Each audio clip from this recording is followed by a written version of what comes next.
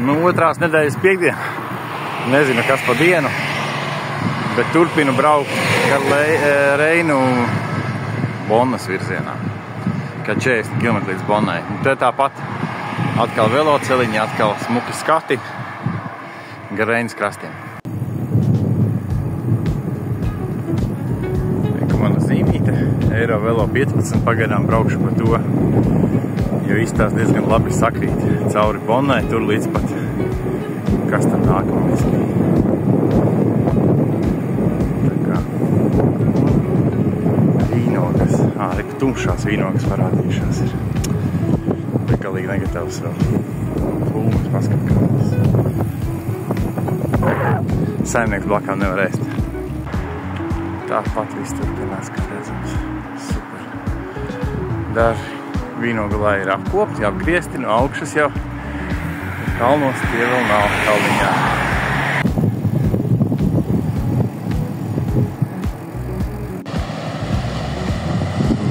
Plānoju pārcelties pāri Reinai. Kā ar abām pusēm iet Eiro Velo celiņš, bet tur viņš tā kā Googlē vairāk iezīmēts. Nu, es arī iespējams braukšu pa turien.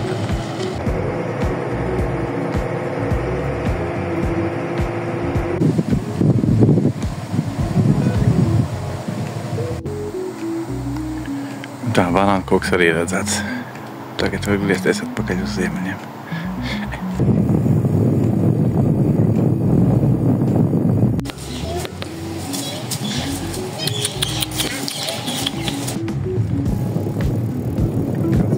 Bonnas vietējais parks. Īstās visai liels, nes kaut kāds līkumiņš izmetīšu.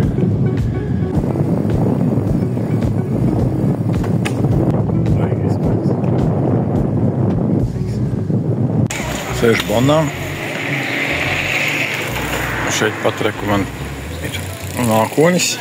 Un es pusdienas uz Lidlu maisiņa. Te kaut kādi čiekuri aizmugurē. Tur kaut kādas kameras un vēl viss kaut kas. Projām Reina pēc Bonnas. Projām staigā prāmīši. Vēri Pudmalē. Un veloceliņš ar visiem velospēdistiem. Nu tā, te es arī esmu izpildējies Reinā šī te vietā. Smuka piekrastē nosacīti, bet varēja izpeldēties. Saņēmos tomēr. Braucot uz ķelni, tikko pabraucu garām kaut kādai šelfu pārstrādes rūpnīcai. Pamaldījos pa mežiem bišķiņi. Priekšā skatos vēl viens tāds pats monstrs kaut kāds. Trubus un skursteņi. Liekas, kad es tur netikšu garām. Mums jābrauc kaut kāds līkums. Nu, te foto nepalīdzēs, es pat nezinu. Te laikam jāpiestāja to apjomu nofilmēt. Ārprātas. Tās maciņa arī tā diezgan ķīmiska. Tas ir nenormāli. Tur tālumā vēl tie toņi ir. Te viss ir šitāds. Kā viņš tā alpus? Izdomāju ķelni centrā, bet ķelnē ir tāda josla, kaut kāda parka vai šobrīd izstās, ka meža josla, kur var mēģināt te braukt. Un visu, ko darīt, skriet un iet un ar sirgiem jāt. Kaut kādas zīmes saliktas ļoti līdzīgi kā Helsinkos. Gribēju pa šito izbraukt, paskatīties. Šķērsām izbraukšu pa diagonāli pāri visam parkam. Nu, daži kādi no pilsētas meža parka. Parasti lauki ar smukiem celiņiem. Te jau saprast, pagaršot vai nepagaršot.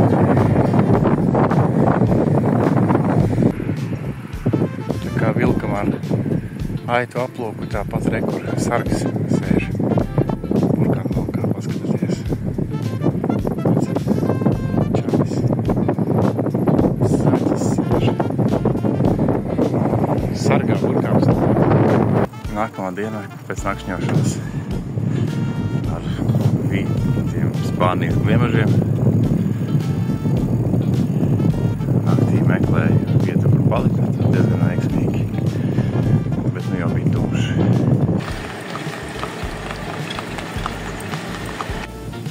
Pašas Nīderlandes robežas esmu uz tādu zemu šaurumu starp diviem ezeriem. Ļoti daudz velotūristu, ļoti daudz atpūtnieku. Pilnīgi pašas robežas, tāpat viens ar cilvēkiem. Ezeri skaisti. Atkal neviens nepaldās. Šitā caur parku es dodos pa pēdējos kilometrus uz Nīderlandi. Sajūt, ka es būtu nevis Vācijas pierobežo, praktiski pašā robežā, bet kaut kādā Rīgas meža parkā. Nu, atkal trāpījies tā, ka nav daudz velosipēdistu, bet, viņi te ir daudz. Vispār atpūtību daudz te ir. Ka cilvēki ir pūšās, citi lauž zaras, kaut kur ir cept. Bet te ir Nīderlandes robeža. Šeit aiziet ceļš uz Nīderlandi. Es nezinu, kāpēc manējais grib piesties uz turieni. Man dikti gribās ieraukt Nīderlandai. Tā. Tas aizgāja ceļš uz Vāciju. Tas asfaltētais un šis te cilvēki staigā gar robežu. Te viss ir numurēts. Tur ir, te ir planieri. Šodien lidinās, varēja uz galvas redzēt. Šeit ir skatītāji, sēdētāji, velosipēdisti, papilnām. Tirgo saldējumu. Tas viss uz robežas, tas ir nomalē. Citronu saldējums 3,50. Pasties, kas ir darā.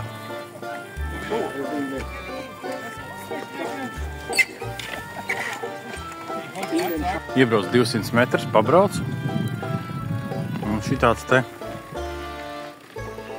izstās pēc kaut kāda improvizēta kempinga. Iespējams, ka tas tiem lidotājiem teikt. Viss tā akurāti, un tur, protams, neviena nav. Pat neviena cilvēka. Man, protams, rāda Garmiņas, lai es braucu tur kaut kur pa taisnu, pa lieliem ceļiem. Te ir pilns ar šitādiem te.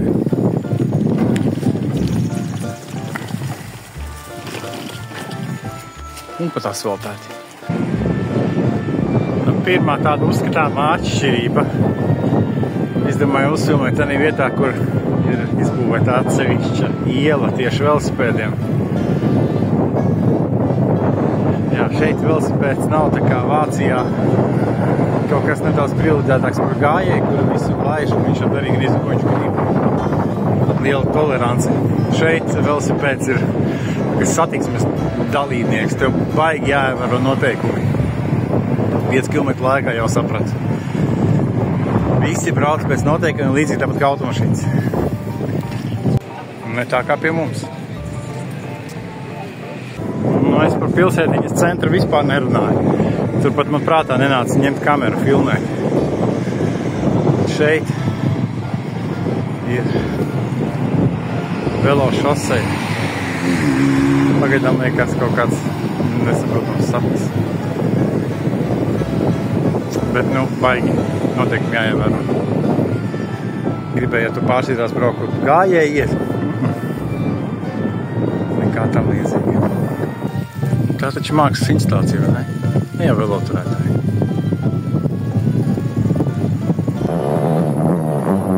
Vispār būtu tā kā lielceļš. Salaiduma vietas pat praktiski nejūt. Jā, to vispār Nīderlanda baigi atšķiras. Tas iekārtojies. Žāvēja uz kokiem drēbes un tāds plašs kempings ar bērniem. Tur fonā tālāk ir ezers. Tam ezeriņam riņķīt, tas kempings ir tāds sauss, smilšains un tā kā kaut kādām priedē, bet viss tas, ka arī kaut kāda ozola tiek audzēti. Tāds. Jā, un tās 13. dienas kempings maksāja 16 eiro.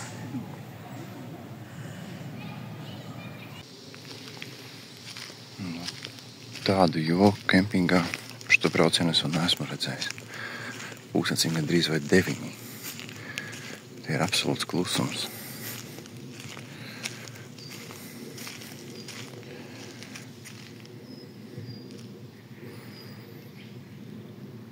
Neticami gan. Šim pīnies, ko tik ilgi nogulēja. Te tiešām ir kluss. Galvenais gribu parādīt vietu, kur es smuki nakšņoju.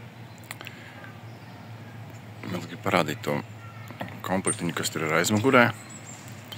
Tas man visvairāk patīk no visiem, kas šeit ir. Tas forši nekas liekas. Nav tā kā daudziem te citiem. Bet vēl rekrutēju tādu vietu, kur es tā kā biju domājis, ka varbūt varētu šeit taisīt telti. Un tad es paskatījos uz augšu. Un tad es paskatījos uz leju un ieraudzīju te šitādas te. Baigi negribētos dabūt ar tādiem čiekuriem. Jāpaņem pa piemiņu.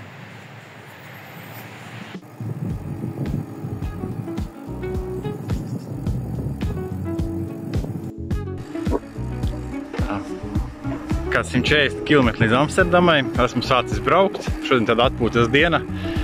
Ko gribu parādīt. Zīmīte 16 uz taisni uz priekšu. Holandē viņi brauc pēc numuriem. Visi ceļi ir sanumurēti priekš velosipēdistiem, un tu vari izplānot savu maršrutu līdz pašai Amsterdamai.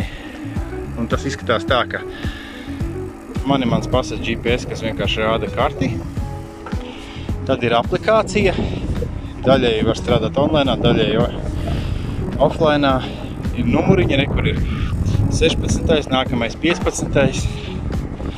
Un tā līdz pat Amsterdamai visi numuri ir sanumurēti. Tu brauc pa speciāli velosipēdiem izveidotu infrastruktūru pēc aplikācijas. Var nebraukt pēc aplikācijas vai izrakstīt tikai numurus ārā uz lapiņas un braukt tikai pēc pašiem numuriem, kartē neko neskatīties. Kaut kādas automašīnas te brauc. Kā būs vēlāk, ielikšu vēl kaut kādas video. Nezinu, kas te ir.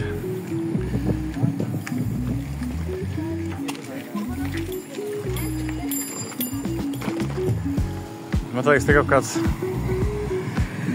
vasaras tirgus vai kaut kas tam līdzīgs. Nē, viņu uz ezeru atbraukuši šitie visi ir. Jā, te laikam ezeram riņķiem uzgājām. Traki forši.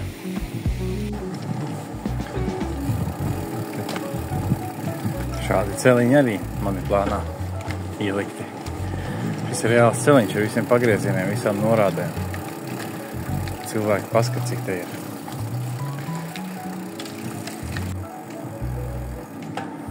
Jā, turpinu izzināties pie tiem celiņiem.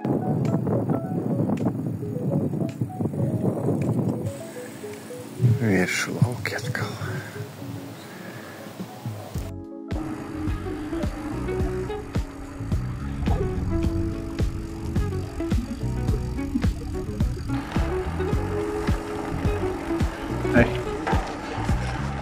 Mežs arī dažāds, tā kā tāds tiešām parks. Neliekas, ka būtu kaut kas darīts.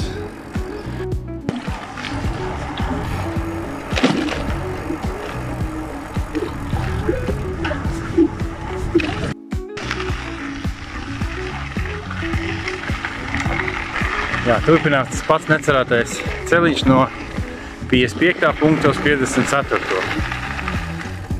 Tā viņš turpinās. Ne es zināju, ne es jūtu kaut kas tās te stulu atkal kaut ko trāpīja. Sveiki! Tad melna netīra galīgi.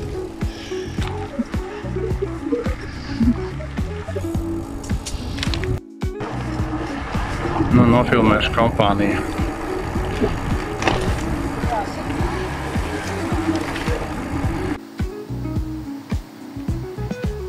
Piebrauc pie nākamā meža masīva stūra. Cik pa diagonāli. Nu, meža masīvs ir milzīgs, un te cauri izbraucot viņam slīpi ir arī kaut kāds kempings. Jo ir ārā 28, un es galīgi negribētu palikt mežā. šitāda te taciņā. Tas ir oficiāls veloceļš ar numuru. Brauc uz numuru 42. Iet cauri parkam, principā cauri tādam mežam. Brauc uz kempinga pusi, te man ir viena navigācija. Te man apakšā kur ir Google, kas rāda ceļu uz kempingu. Te man ir manējais aparāts, kuram arī karta var uzslēgt. Nu tā te notiek. Nu viss praktiski horizontāli. Es šobrīd pilnīgi ripoju, man liekas, ka es braucu kalnā, bet šobrīd es ripoju uz leju. Džungļi baigie, te varētu palikt jebkurā vietā, vienīgi tam visām pusītēm maziņas taciņas viss kaut kur ir. Un cilvēki vispār staigā. Ik pa laikam kādu redzi.